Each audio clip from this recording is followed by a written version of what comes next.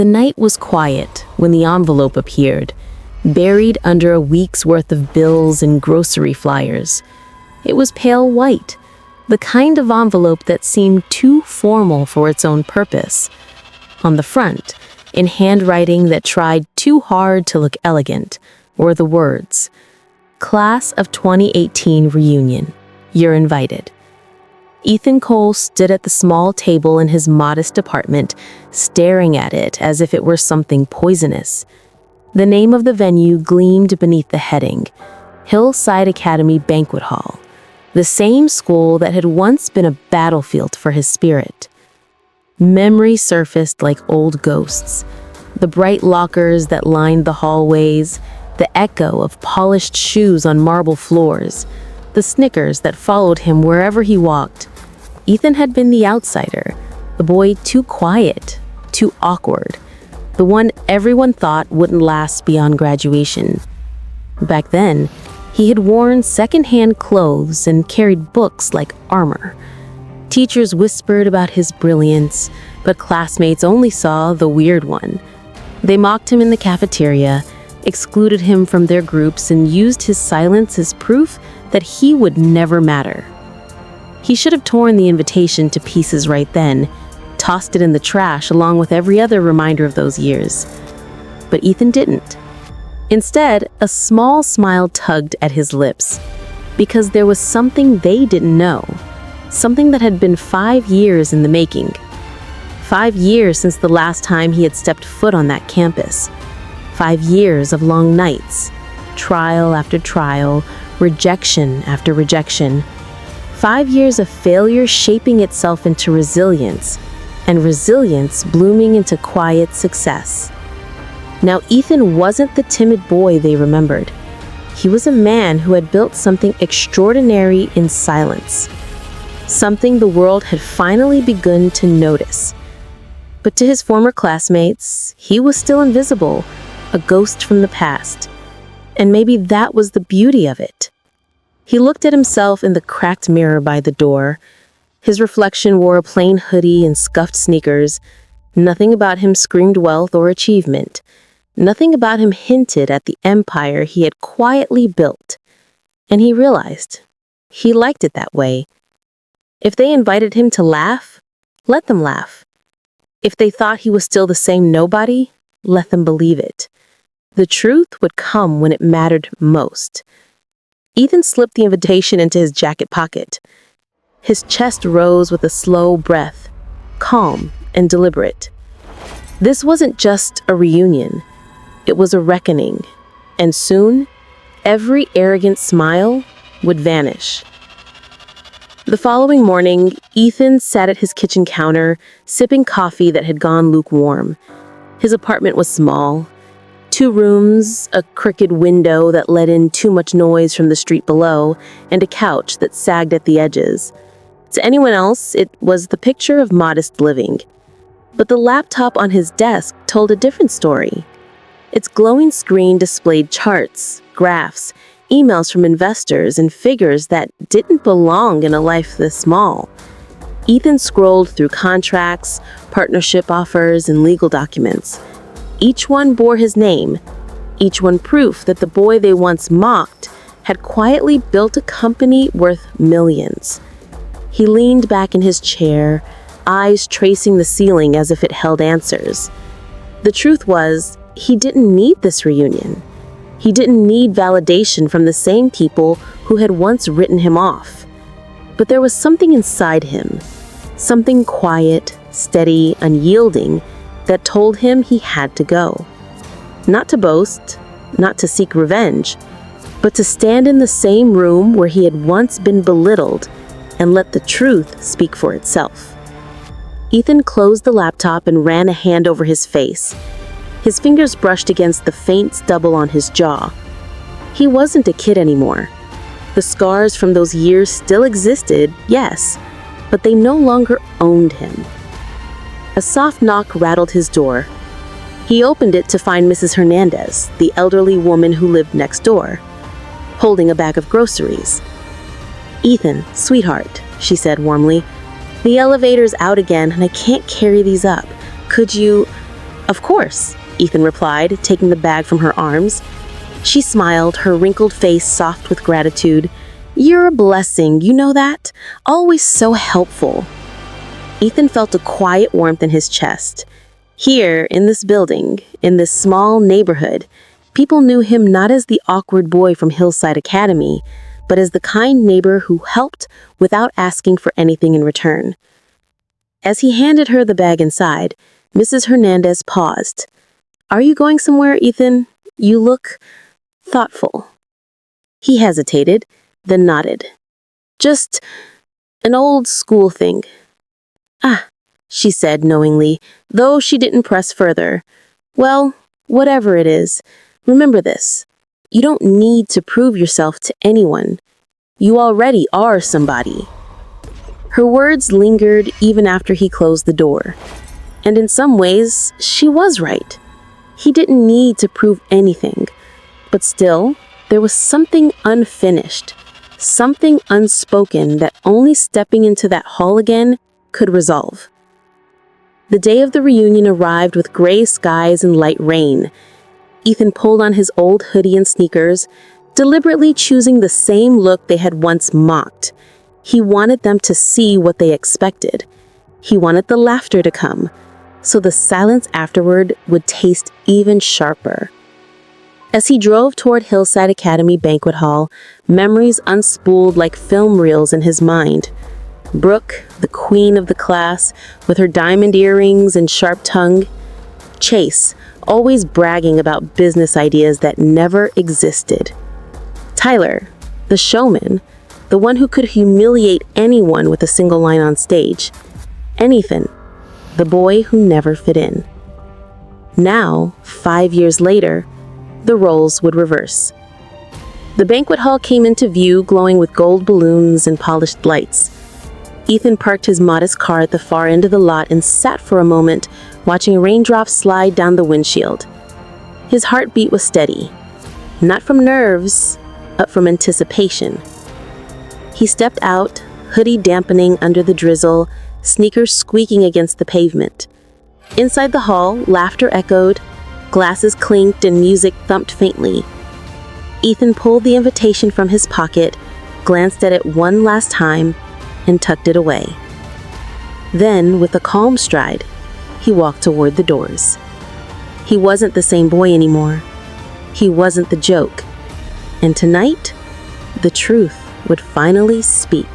The gold balloons at the entrance swayed gently as Ethan stepped into the Hillside Academy Banquet Hall. The scents of polished wood and lemon cleaner clung to the air, masking the faint aroma of catered food. The space was immaculate. Round tables dressed in white linen, glasses sparkling under warm chandeliers, a projector humming softly against the far wall. At the front, a banner stretched wide. Class of 2018 reunion, hosted by Summit Gatherings. Ethan paused for a breath, letting the atmosphere settle around him. It was almost identical to the halls he remembered, performative, perfect on the surface, but full of cracks underneath. A folding table by the entrance held name tags, arranged in neat rows. His eyes scanned until they landed on one, Ethan Cole. He picked it up, pinned it to his frayed hoodie, and felt the sharp prick of the needle catch a loose thread. That tiny detail, hoodie against crisp name tag, summed up everything. He smiled faintly and stepped forward. The chatter inside shifted as his presence rippled across the room. Heads turned, some subtly, others with open amusement. A few whispered, hands covering lips as if secrecy could hide their intentions. "Yo, is that him?" "Yeah, same hoodie vibe." "Told you he never changed." Someone chuckled, low but cruel. "I heard he's stocking shelves somewhere now." The laughter followed him like shadows. Ethan didn't flinch. He walked calmly toward the back, choosing a table half in shadow, where he could see the entire room without needing to be seen. At the bar, Chase Reynolds was already in full performance mode, waving his hand as if conducting an orchestra of false stories. "Yeah, the startup's doing fine, just waiting for Series A to close," he boasted, though his voice faltered slightly when the bartender discreetly shook his head at a declined card. Nearby, Brooke Carter, Hillside's prom queen turned self-proclaimed influencer, floated across the floor in a shimmering dress. Diamond earrings caught the light as she spotted Ethan. Her smile spread quickly, though it didn't touch her eyes. "Well, well, Ethan Cole, you look vintage." Her friend snickered. Ethan just nodded. "Good to see you, Brooke." She didn't wait for more, already drifting away, the faint scent of perfume marking her exit. On stage, Tyler Vaughn tapped the microphone, his grin as polished as ever. "Ladies and gentlemen, welcome back to Hillside Academy, where we may have lost our youth, but not our charm." Laughter rippled. Tyler basked in it. The slideshow began to roll behind him, pictures from their high school years, prom night, football games, science fairs, smiling faces frozen in time. When Ethan's name came up, the screen flashed, "Photo not provided." A wave of chuckles rose. Someone whispered just loud enough, "Guess some stories don't upload." Ethan sipped his glass of water calm, wiping the condensation with his sleeve in one slow circle. The games began. Tyler called out names for Best Glow Up, Most Successful, and Biggest Boss Energy. Each certificate was nothing more than paper with gold trim, but the crowd treated it like crowns. When Tyler reached the final envelope, his smirk widened. "And now, honorable mention, most likely to still be different." He paused, then called out, "Ethan Cole, you around?" Laughter erupted, sharp, cutting, the kind of laughter designed to sting. Ethan stood slowly, the chair legs scraping against the floor. He didn't rush, he didn't argue. He just nodded once, "Thanks," then sat back down. The laughter faltered, uneasy. Tyler's grin flickered, but he pushed forward. From across the room, whispers spread like wildfire. "Why'd he even come? Tyler said it'd be hilarious. Relax, it's just a joke." But even in their whispers, a strange note of doubt lingered. Something about Ethan's calmness unsettled them. Brooke reappeared with a cluster of her friends, raising her glass. "So Ethan, still into computers? Must be fun." He met her eyes and nodded once. "Something like that." Chase jumped in louder than necessary. "We're all building things, you know? Startups, businesses, just a matter of timing." His blazer sleeve tugged slightly, revealing a frayed seam. Ethan noticed, but said nothing. The silence that followed stretched too long, awkward and thin. The projector hummed, glasses clinked, music tried to fill the spaces but couldn't quite cover the cracks. Ethan remained still, folding the edge of his napkin with patient precision. He wasn't nervous, he wasn't angry. He was waiting for the moment the truth would land. And when it did, it would not need noise. It would not need anger. The silence would do the work for him. That night, Hillside Academy's reunion didn't just begin. It cracked at the edges, piece by piece. And Ethan Cole, the boy they had once called nothing, sat calmly in the shadows, ready to show them everything. The energy in the banquet hall swelled as the host took the stage again, his smile bright under the lights. "All right, everyone," he said, tapping the microphone with theatrical flair. "It's time for one of our favorite traditions, games and awards." The crowd erupted into applause and playful whistles. After all, this was the part of every reunion where the spotlight turned personal, where nostalgia and teasing merged into one long stretch of laughter. "Let's celebrate the people who kept life interesting," the host continued, his voice smooth but mischievous. "Superlatives, predictions, and maybe a few embarrassing memories." Laughter rippled through the crowd as envelopes were opened and classmates stood to receive their mock awards. "Most likely to still get carded at the bar goes to Jennifer Miller." A roar of laughter filled the room as Jennifer, still petite and youthful, waved shyly. "Most likely to have 10 kids, Mark Thompson." Mark's broad grin met the teasing applause as his wife pretended to faint dramatically. The awards rolled on, each drawing more laughter. The energy was lighthearted, buoyant, until it shifted. The host pulled another envelope. He hesitated, then read aloud with a chuckle, "Most likely to still be fixing old cars in someone else's garage, Ethan Cole." For a second, silence lingered, as though the words hung uncertainly in the air. Then the laughter burst, loud and sharp, rolling across the hall.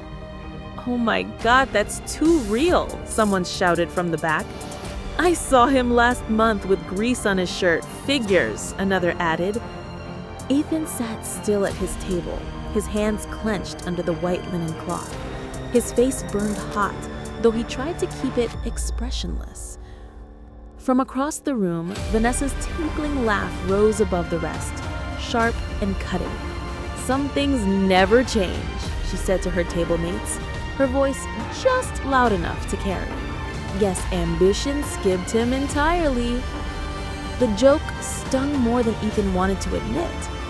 He stared down at his plate, the edges of his vision blurring with heat. But it wasn't over. The slideshow began, a montage of memories from high school and beyond. Smiling faces flashed across the screen, football games, prom nights, graduation caps tossed high in the air. One by one, his classmates laughed and clapped at their younger selves. But when the final slide faded, something became glaringly obvious. Ethan was nowhere to be seen. Not one picture, not one memory, not a single trace of his existence. It was deliberate. He knew it instantly. And as the realization settled, the chuckles started again. "Guess he wasn't worth remembering. Did he even graduate with us?" The laughter spread, cruel and unrestrained. People leaned into each other, whispering, giggling, shaking their heads. Ethan's absence had become the night's punchline. He felt the weight of humiliation pressing into his chest, tightening around his ribs. Years of being overlooked, dismissed, underestimated, all of it condensed into this one suffocating moment. Vanessa smirked across the table, her wine glass poised delicately between her fingers. She didn't need to say a word. Her satisfaction was written in the gleam of her eyes. For a heartbeat, Ethan thought of walking out, just leaving, vanishing into the night and letting them keep their hollow laughter. But then something shifted inside him. The shame that had threatened to swallow him was replaced with something else, something steadier, a fire that had been waiting, silent, for this exact moment. Slowly, deliberately, Ethan pushed his chair back. The sound of wood scraping against the polished floor cut through the laughter. Heads turned. The room grew quieter, though giggles still lingered in the air. He stood tall, his shoulders squared, his voice low but carrying. "Enough." The word echoed in the stunned silence that followed. For the first time all evening, every eye turned to him, not with ridicule, but with confusion. "You laugh at me because my picture wasn't in your slideshow. You laugh because you think I never amounted to anything, that I was stuck in the same place you left me years ago." The crowd shifted uncomfortably. Whispers died on lips. Vanessa let out a dismissive scoff. "Oh, please, Ethan. Don't embarrass yourself further. Sit down before you make this worse. But Ethan didn't move. His eyes scanned the room, steady, unwavering. What none of you realize, he said, is that the person you've been mocking all night is the very reason you're here. This reunion, the food, the music, the hall itself, was paid for by me. Gasps flickered across the room. A stunned murmur rippled through the crowd. Ethan held up the remote the host had left on the podium. His thumb pressed a button, and the projector screen behind him flickered, the slideshow disappearing into darkness. A new image blazed onto the screen. There he was, Ethan Cole, on the cover of Forbes magazine, dressed in a sharp-tailored suit, his expression confident and commanding. The headline screamed in bold letters, "The visionary CEO behind Cole Innovations." The silence was instant, utter. Slide after slide followed. Newspaper articles. Cole Innovations breaks $2 billion in valuation. Anonymous philanthropist funds global scholarships. From nothing to empire. Ethan Cole's rise. Another slide showed a charity gala. Ethan shaking hands with world leaders, his name praised for his contributions to education and technology. The laughter was gone, erased. Ethan turned back to the crowd, his voice steady, measured. I am Ethan Cole, founder and CEO of Cole Innovations. I built an empire while you were too busy laughing. I have employees in 20 countries, patents that power the devices in your hands, and programs that feed children who will never know your names. And this reunion you so proudly attend, every cent of it came from me, anonymously. Until now. His words hung in the air like thunder. Chairs creaked as people shifted uncomfortably. Forks slipped from hands. Eyes darted away, unable to meet his. The arrogance that once filled the room crumbled like ash. Vanessa sat frozen, her wine glass trembling. Her smirk had vanished, replaced with disbelief that hollowed her features. You? She whispered, though no one heard her above the silence. Ethan stood taller, his shoulders no longer burdened by shame. So laugh if you want. Mock me if it makes you feel superior. But remember this moment, because the man you dismissed, the man you erased, is the man who brought you here tonight. He set the remote down, the click echoing in this silent hall. For the first time in years, Ethan felt the weight lift. Not because they finally saw him, but because he no longer needed their approval. And as the projector screen glowed with the proof of his triumph, the laughter that once defined him was gone, replaced with stunned silence and the heavy taste of regret. The hall remained wrapped in stunned silence, the glow of the projector flickering faintly against the walls. Ethan stood at the center, calm and composed, while the echoes of his revelation still reverberated through the room. Moments ago, their laughter had pierced him like knives. Now the same mouths hung open, unable to utter a sound. Ethan let the silence stretch. It wasn't the silence of fear or suspense. It was the silence of realization, heavy and suffocating. He could feel it pressing down on each of them, forcing them to confront themselves. Finally, he drew in a steady breath, his voice smooth but resonant. I know what you expected of me tonight. You expected silence. You expected me to sit here and accept the same ridicule I've known since we were children. But I'm not here to gloat. I'm not here to laugh at you the way you laughed at me. Because what I learned is this: mockery has never built a life. Patience has. Vision has. Belief in oneself has. No one moved. No one dared interrupt. He let his gaze sweep across the room, not with scorn, but with a calm steadiness that made them shift uneasily in their seats. The things you called weird about me, the hours I spent tinkering with machines, the nights I skipped parties to study circuits and code, Those were not flaws. They were gifts.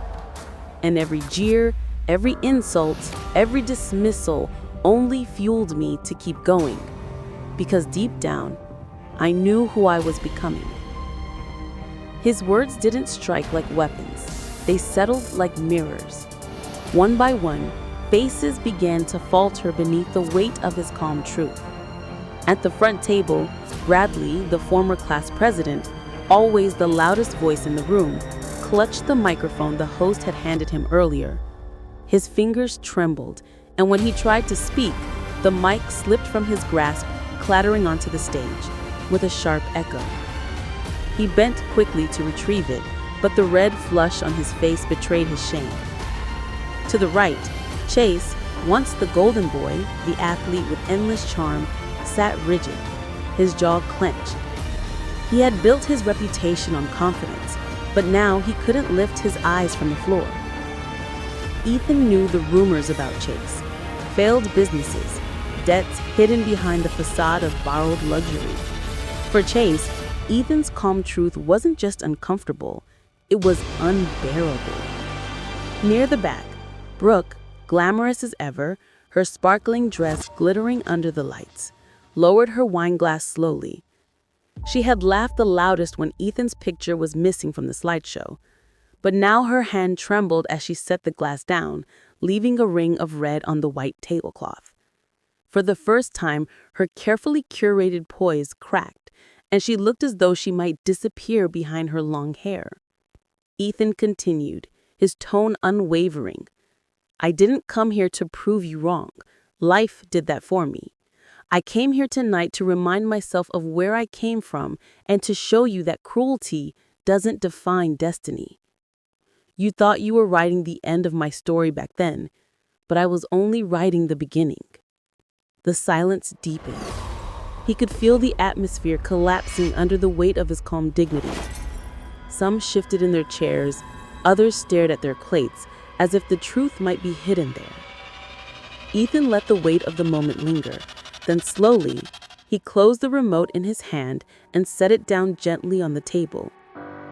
"I don't need you to mock you back," he said softly. "You've already mocked yourselves. Tonight your laughter turned into a mirror, and in that mirror you saw the truth." He didn't shout, he didn't smirk, he didn't revel in their downfall. Instead, he stood tall, his presence more powerful than any insult could ever be. For a heavy beat, no one dared breathe too loudly. The hall that once roared with arrogance now echoed with the silence of shame. Ethan turned, his footsteps slow but steady, moving toward the doors.